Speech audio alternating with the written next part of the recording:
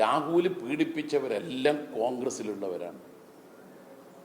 അതാണ് രാഹുലിൻ്റെ ഒരു കോൺഗ്രസിനകത്ത് നിന്നുകൊണ്ട് കോൺഗ്രസിനെ ശരിപ്പെടുത്തുന്ന രാഹുലിൻ്റെ നടപടി.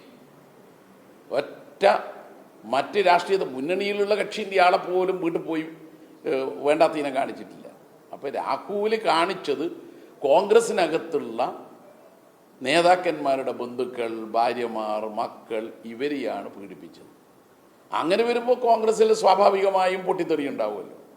ഒരു ഭാഗത്ത് പൊട്ടിത്തെറി, മറുഭാഗത്ത് ഈ വിവരങ്ങൾ മനസ്സിലാക്കിയവർ ആരൊക്കെയാണ് എന്നുള്ളത് രാഹുലിനറിയാം. രാഹുൽ ആ വിവരം മനസ്സിലാക്കിയവരുടെ എല്ലാ രേഖകളും കൈവശം വെച്ചിട്ടുണ്ട്. അവരുടെ സംരക്ഷണം കിട്ടും.